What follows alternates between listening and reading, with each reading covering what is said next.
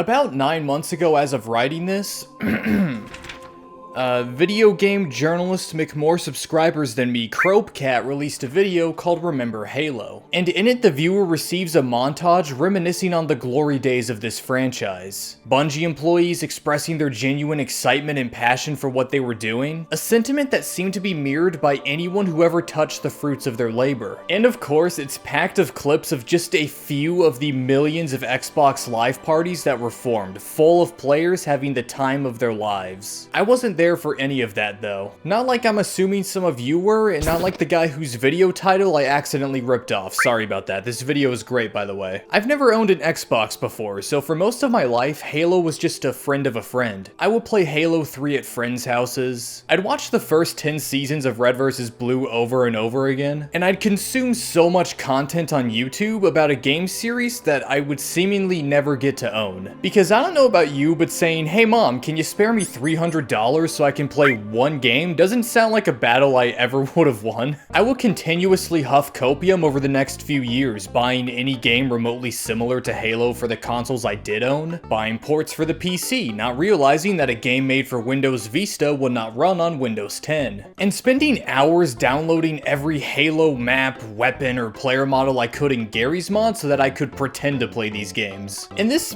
frankly depressing behavior probably would have continued until the end of time, had it not been for this announcement on March 12th, 2019.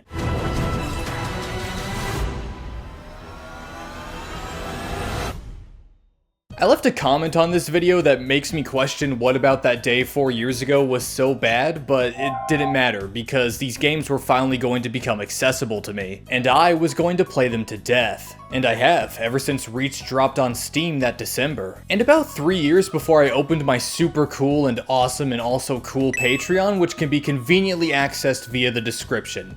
And while I might prefer the latter, Halo was still pretty cool. This is kind of an unorthodox answer to that original Cropecat video. I want to share with you all how much I care about this franchise despite completely missing the boat on it. A lot like with Team Fortress 2, it feels like the conversation surrounding these games has been very downtrodden for the longest time. Now that doesn't mean we aren't going to talk about our current state of affairs and all the shit in these games that I don't like, but I want the majority of this video to be positive, and knowing how I feel about Halo, it definitely will be. Also, I'll be focusing almost exclusively on the campaign and co-op of these games because I've never been the biggest multiplayer guy when it comes to Halo. Most of the time, the only game modes I play are Fiesta and Infection, which I know for any competitive players out there, that's like asking a Yu-Gi-Oh player to duel using the anime's rules, but that's how I enjoy the game.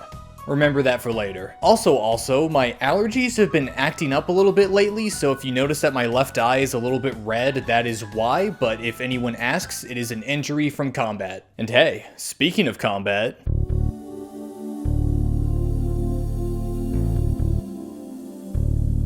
Halo Combat Evolved is a game that fits so well into the year 2001 that it's almost poetic to me. It's bold, innovative, insanely fun, yet contains some of the most janky shit I have ever seen in a game before. The highest praise I can give it is saying that it reminds me of the games that I played when I was a kid. I had a GameCube growing up and spent a lot of my free time enveloped by games that I didn't know would go on to be seen as some of the greatest that the industry ever produced. Combat Evolved made me realize that it wasn't just the GameCube that had games like this. And it's wonderful to know that those same feelings were being fostered on the other side of the fence the whole time. Going back to that first sentence though, let's start with bold and innovative first. The AI in this game is ridiculously smart for its time. From dodging out of the way of grenades, to pushing when they have the advantage, to even charming little details like the grunts running away when you kill their elites. The designs of the enemies themselves are so cool, well, the Covenant is at least. The grunts are the perfect little pawn characters that cower before both the player and their own allies, but can still overwhelm when they have a hefty numbers advantage. Jackals make the player prioritize precision or a well-placed grenade, making them stand out from the grunts. Elites are smarter enemies who have a regenerating shield just like you, and it always feels like no two encounters with one go down the same way. Hunters are these big beefy tanks that you you have to encircle in order to strike at their weak point, putting yourself at a huge risk. And when you mash all of these enemies together with the vehicles, the weapons, the turrets, the level geometry, you can craft some of the most unique and fun combat encounters I've ever experienced. It's art, no two ways about it. There's a reason why nobody ever shuts up about the Halo sandbox, as it's called. And all of this was done on a console 22 fucking years ago. Another bold step this game takes is being weirdly comfy for such a violent piece of software. It's unafraid of having quiet moments that let you just walk around and take in the atmosphere. One that, yes, has aged quite a bit, but still remains aesthetically pleasing and fits the uncanny atmosphere a Halo ring is supposed to provide. This comfiness extends to the gameplay too, as so many weapons are much more generous than their later incarnations are, resulting in an almost arcade game level of fun. The assault rifle has 60 rounds in it as opposed to 32, because why not, man, go for it. The shotgun is the best it has ever been in the franchise and is so fun to shoot. Hell, I've turned this game on before just to use it. The Magnum is quite frankly disgustingly powerful even in the campaign, but it's still so fun to use. This is the foundation that so many games from this era seem to be built upon. Simple, honest-to-God fun, and genuinely innovative ideas. The rest of these games, however, are often mired in a sea of technical and design shortcomings, and that includes Combat Evolved. Movement can be a little awkward, especially when it comes to jumping. Vehicles are super goofy, as just touching one as it's moving at like 0.0005 miles per hour will result in an instant kill,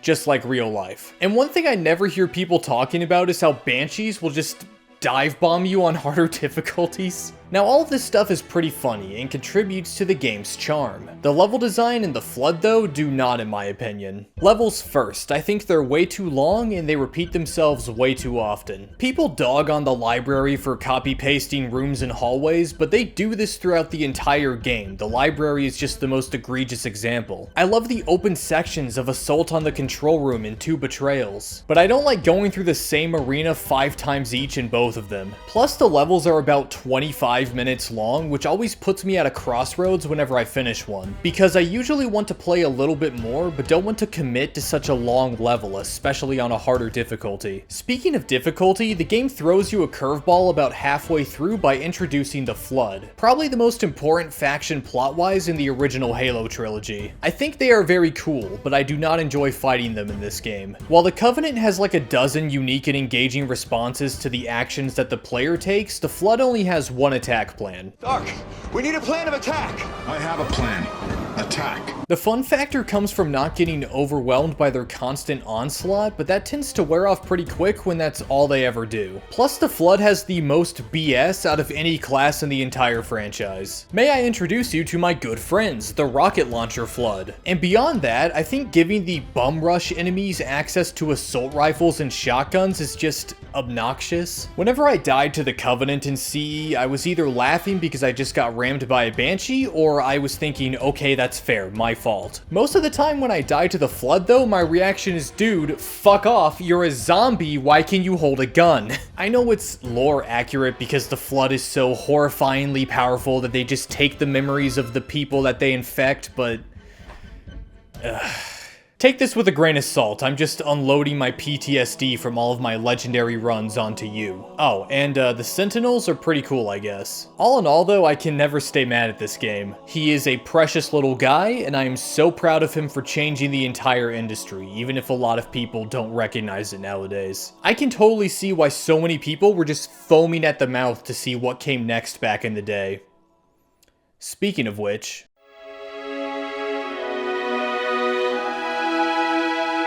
now with regards to story, Combat Evolved wasn't winning any awards. The coolest stuff about it was the environmental storytelling with the FLUDD and little details like Guilty Spark telling Master Chief that his armor is primitive compared to what the Forerunners had in their time. But as for the actual plot, it gets in and gets out. Halo bad, destroy it, let's go home. Halo 2, however, has one of my favorite stories from any game period, and it's a huge reason why I still come back to this game so often. It's one of the first games ODST utilized real cinematography for its cutscenes, making them actually fun to watch. And when you take into account the remasters made by Blur Studios for Halo 2 Anniversary, like dude, these were made 10 years ago and they still look better than 99% of the cutscenes we're getting today. It's in the subtle details and movements. It's in the creative and evocative camera angles that convey so much information without a single word. It's in Marty O'Donnell's legendary score that contains some of the most beautiful pieces I have ever heard. That scene where Chief blows up the bomb at the end of Cairo Station,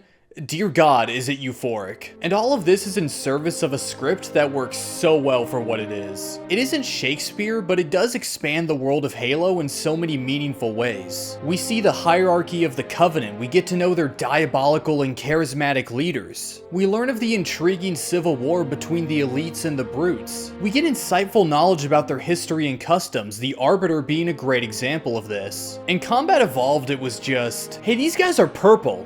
Get them. The themes explored are dark and poignant. Betrayal, hopelessness, and the fallout that comes when you realize that you've placed your faith in one big lie. The Arbiter, voiced by the brilliant Keith David, comes to terms with the lie and crawls out of the darkest place he's ever been, finding allies in those he was sworn to destroy. While Tartarus is destroyed by his own realistic insecurities, being blind to the truth to the bitter end. And as for the dialogue, it's a contest between every single character to see who can say the most charming and memorable one-liners.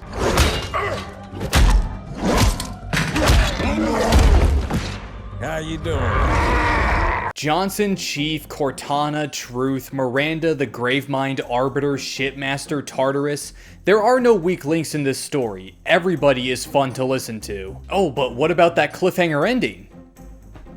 What about it? Even if it did bother me, that wouldn't prevent the other 99% of this story from being gold. Alright, one last thing before I move on to gameplay. I love the warm-colored aesthetic of this game shown prominently on its box art. The way Chief's armor contrasts with the dark orange skies is perfect. Whoever drew this deserves a big hug. Now, gameplay is faster and more fun than CE in my opinion. Dual wielding is sick, the sword allows you to fight the Flood without falling asleep, and the levels are more bite-sized and plentiful. Even if they are more linear, I still think you get that same grand sense of scale that Combat Evolved gives you. The Scarab, seeing New Mombasa under siege while you're slowly driving towards it across the highway in the tank, those ancient temples on the Halo ring and like the elevators that take you across the water to get there. There are so many locations and set pieces that stick out in my mind. The new additions to the sandbox are amazing. The battle rifle is so much better than the assault rifle in my opinion. The carbine, beam rifle, fuel rod cannon, and energy sword are to this day the 4 best weapons the Covenant have ever given us. The Sentinel laser is great. The giant Sentinel is a really cool mini-boss. The brutes, while they aren't fully realized yet, still offer some great fun and diversity without being, you know, the Flood. The Covenant bug things do suck though, and sniper jackals would be a really welcome thing on paper, if not for how damn oppressive they are, but you win some, you lose some. Switching gears for a bit, this game is somehow more busted than Combat Evolved. A lot of the technical kinks are rad as hell. The BXR, double shot, and my favorite piece of hidden tech, sword flying. Like the shotgun in CE, I'll load this game up just to launch myself at a Banshee and then plummet to my death. Other glitches just completely ruin the game. Having played the hell out of every MCC game from when they were first ported to Steam up until now, I've probably experienced every single glitch ever reported for these games. And the one that gave me the most grief by a long shot was Halo 2. Whether it was the game crashing like 5 times during my legendary playthrough, erasing hours of grueling progress. Stay with the Master Chief. He'll know what to do. Yes. Stay with the Master Chief, he'll crash the game. Or the game adamantly refusing to be recorded for this video. Halo 2 has made it its life's mission to torture me, and honestly, I can't really blame it. I mean, this is technically a port of a bad port that was then used for a remaster on a console that was then ported to PC. I am by no means a programmer, but it doesn't take one to be able to tell you that porting Halo 2 Anniversary to PC was not easy. It seems like nothing about Halo 2 comes easy. For the player, it's brutally challenging in both intentional and unintentional ways. For 343, I can only imagine how much they broke their backs to give it to us in the first first place. And as it's well documented, it had one of the most troubling developments of any game I've ever seen. If you ever want to feel depressed, look into the development of Halo 2. It's a story of how crushing overambition can become, especially when you bear the weight of astronomical expectations on your shoulders. It hurts to see Bungie employees who worked on the game talk about aspects of it that I liked, like the Scarab, as if they're embarrassed that they took part in its creation. There are no two ways about it, they screwed themselves over. Yet in the scramble to stitch together something, anything that would please the millions of fans awaiting their grand return within their strict holiday 2004 deadline, they somehow managed to craft my favorite game in the entire franchise. The haunting score, the gorgeous vistas, the immaculate feel of combat, the shorter missions, and the, at least in my opinion, perfect story make it so. It is unkempt, toothless, and ruthless, but it's somehow managed to be the most endearing of the bunch to me. It's crazy how things work out like that sometimes, huh? Now, let's finish this fight. First things first, Halo 3 is one of the most aesthetically pleasing games I have ever played. The colors are so warm, crisp, and inviting. I just want to take a bath in this game, and there's nothing fucking weird about that. Oh, that's gorgeous! Oh, never mind. You know, that still didn't stop it from being a little goofy at launch though. By the way, Halo 3, thank you for being the first game in the series to let me play co-op with more than 2 people. That might not mean much to some of you, but it means the world to me.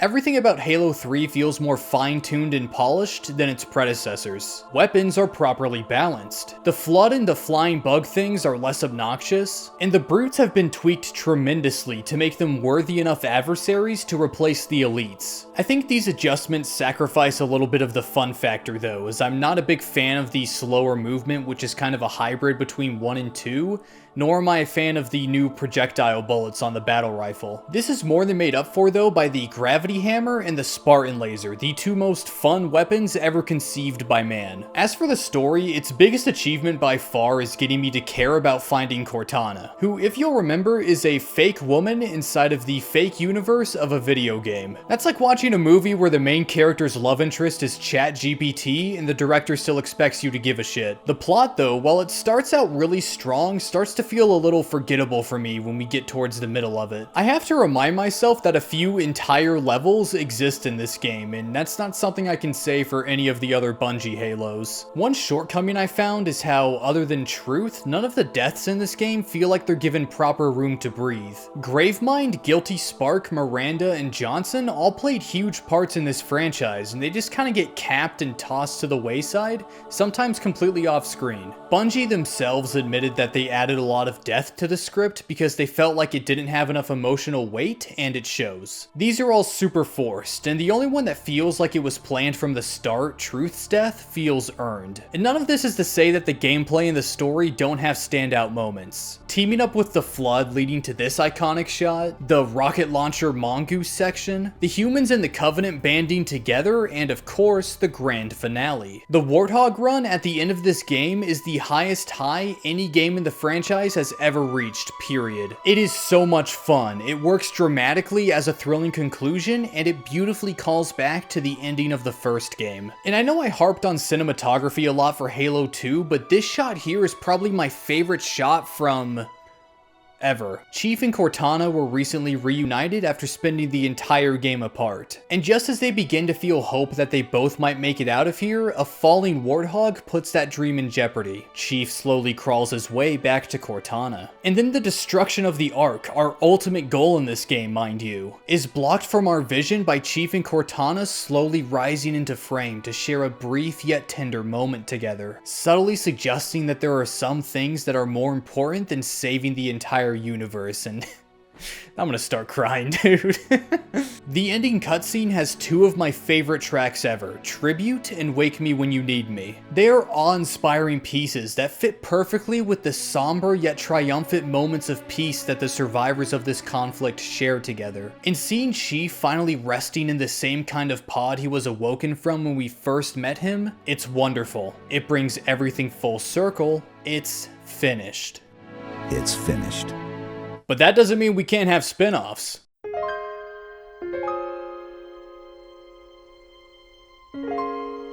Now that we aren't focusing on Chief anymore, the first thing you'll notice about Halo ODST's playable characters is their characters. They banter with each other like they're on some kind of daytime TV drama, and it's a great change of pace. Nathan Fillion in particular, one of my favorite actors even if I don't like a lot of the stuff he's in, gives a great performance as Buck. The writing reminds me of Halo 2 quite a bit. It does its job, never stays any longer than it needs to, and is super charming. Lord? I didn't train to be a pilot. Tell me I don't have any more flying to do today.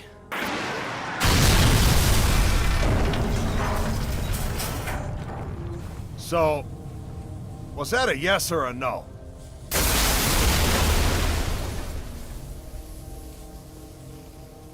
Amen. Each ODST has a distinct personality that we get to experience as we play as them. But my favorite, which hopefully isn't taken as an insult, is our silent protagonist, the Rookie. Because Mr. Detective here never says a word, the animators needed to show his personality through his actions and body language. I love little details like him seeing if he can straighten out the barrel of a busted sniper rifle and then giving up immediately. Like, you ever think to yourself, I can bend this, and you try for like 3 seconds and then go, no, hell no, that shit ain't bending. It's relatable things like that that make Rookie fun to watch for me. If you couldn't already tell, I'm Mr. Subtlety. If you can nail being subtle, you're badass. And no genre highlights that theme quite like noir. A first for the franchise, and a very strange shift, but a welcome one regardless. And don't worry, this is still Halo, goofiness and all.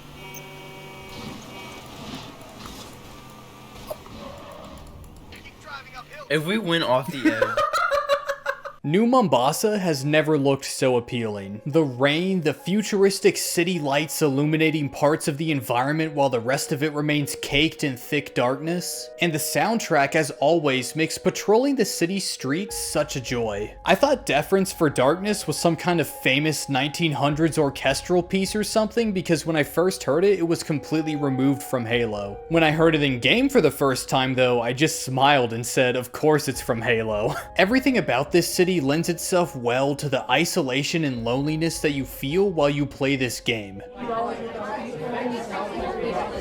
At least when you aren't in co-op. And the environmental storytelling is a treat for any would-be explorers. You've got signs of the Covenant Civil War, humans losing hope as their city is taken from them, and a teaser for a game that I spent way too much of my life playing, but that is a story for another day. Probably my favorite location in the entire game is on that bridge that gets blown out in one of the missions. One of the most gorgeous skyboxes I've ever seen. Now about the gameplay, one thing that's worth mentioning is you can tackle the missions in any order you want, but they're all laid out for you in a straight line, so why would you bother? It also has one of the strangest health systems of any Halo game. You don't have a shield because you aren't a Spartan anymore, instead you have stamina. Once your stamina depletes, you start to lose health from your health bar, so now everything is flipped. In most of the other games, your shield strength was always shown clearly to you while your health bar was left pretty ambiguous. In this one, your stamina is ambiguous while your health bar isn't.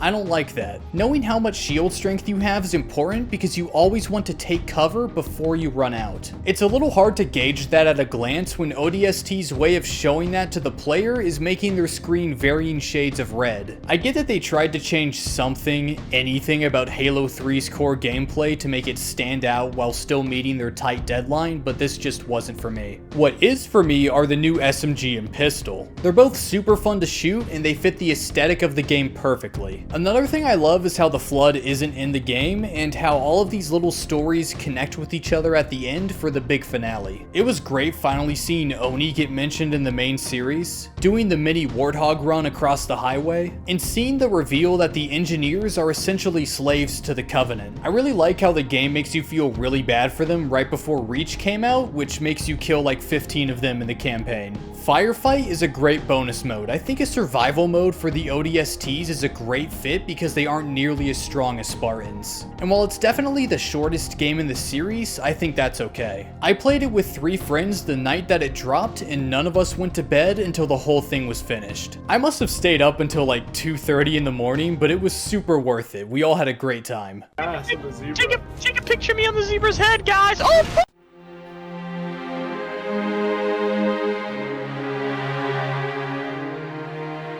Reach is so good.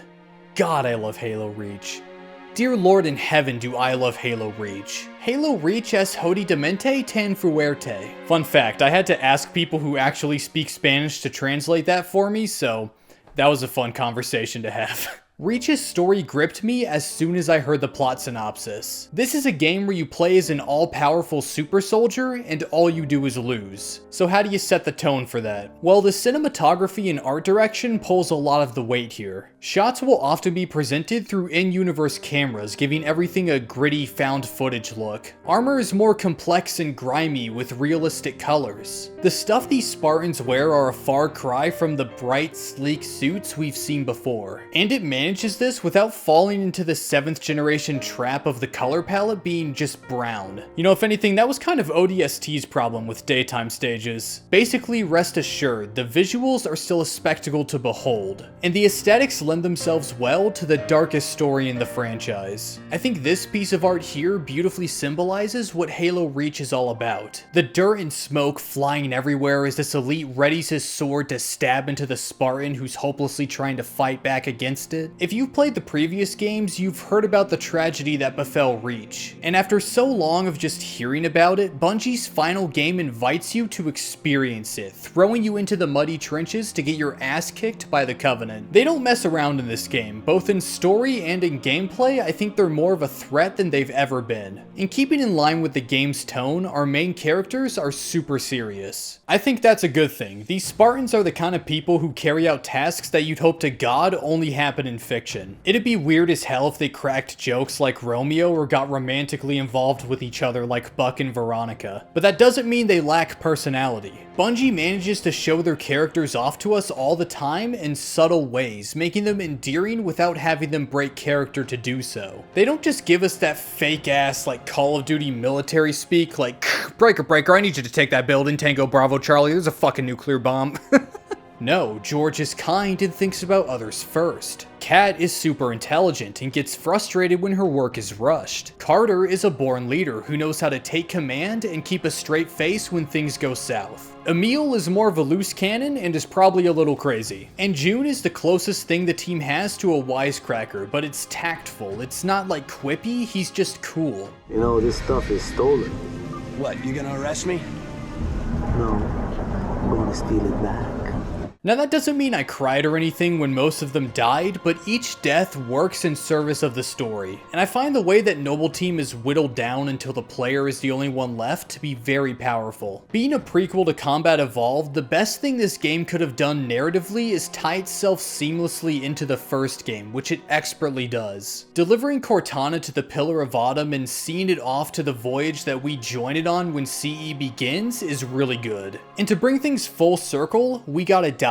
So we do. I love Dr. Halsey's speech about how it was our courage that sparked the faint glimmer of hope that was taken all the way to the dramatic conclusion of Halo 3. Even if it is fake, I could still feel some of the sense of pride and accomplishment that Noble 6 would have felt had he been around to see it. But you belong to Reach. Your body, your armor, all burned and turned to glass. Everything. Except your courage. That you gave to us. And with it, we can rebuild. This idea of a faint light penetrating an abundance of darkness is highlighted perfectly by my favorite song from the soundtrack, Ashes. I like to imagine that the light is represented by the piano, while the strings represent a never-ending darkness that pushes back against it. And when the piano finally breaks through and takes center stage, we get a small glimmer of hope to salvage from this bleak situation, drawing parallels to the story.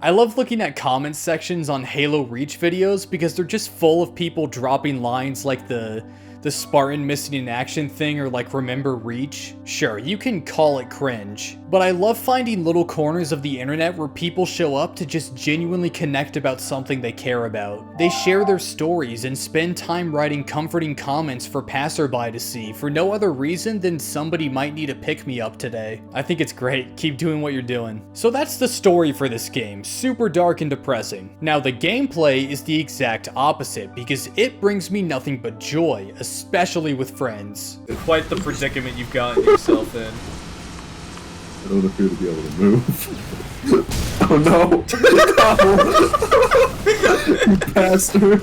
Oh shit. This game is pure, unadulterated fun with so much variety. Jetpacks, armor abilities, the DMR, space battles, assassinations, character customization. Yeah, a lot of stuff got removed from the sandbox, but so much was added that it feels more like a breath of fresh air than a regression. Its uniqueness and variety make it the most fun Halo campaign in my opinion. Hell, my brother isn't big on Halo. He didn't really enjoy 1, 2, or 3, but he had a great time with Reach. This is the game that I think of first and foremost when I imagine kicking back and playing something with my friends all night, laughing so much that we completely forget about the game. Fuck, I can't focus. Also, no flood again. Hell yeah. All in all, Reach good. It was a great way to end the franchise, closing the loop on its story once and for all. And then Microsoft decided to make more games.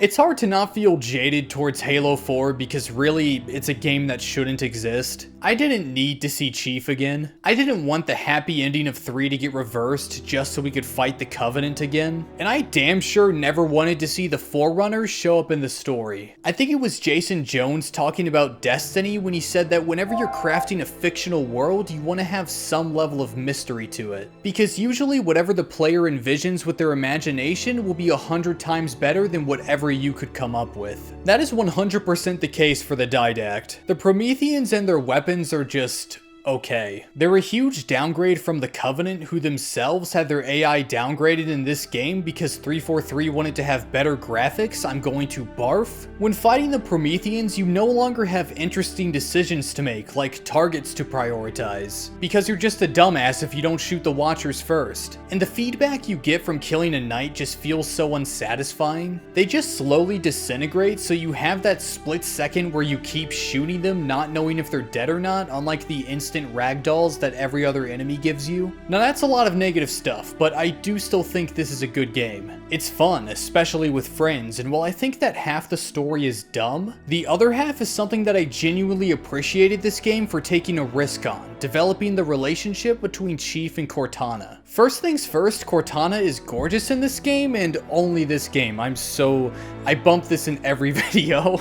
I don't know who did the facial motion capture stuff for her, but thank you. So these two have a strong bond, we know that, but Halo 4 puts a strain on their relationship by introducing Cortana's rampancy. This allows the story to squeeze more humanity out of these two than we've ever seen from them before. Yes, it does get corny and yes, it can feel like a soap opera at points, but I think they were subtle and tactful about how they got what was once this big green suit of armor to finally show some emotion. My favorite example of this is at the end of the game where Cortana quote-unquote dies and Chief has to plead for her to stay while not dropping his stoic demeanor. Most of me is down there. I only held enough back to get you off the ship. No, that's not. We go together. No, we go together. Subtlety, man, it's great. From the way he says 5 words, you can tell everything he's thinking right now. Gameplay brings a lot of stuff over from Reach, but the dumbed down AI and mediocre weapons make it much less fun in my opinion. It still has a lot of what makes Halo Halo though, including a bullshit legendary difficulty. What the fuck? Halo 5 is the only main series game that hasn't been ported to PC, so I've never played it. I've only heard bad things though. I remember microtransactions were a big thing with this game, and I saw a video where some 343 employees were looking at like the little sparkle effect that happens whenever you open a requisition pack, and they were all like, oh wow, this looks good, I'm really proud of this. Ugh. The mid to late 2010s were so gross for AAA FPS games, dude. But anyways, here we are at our final game.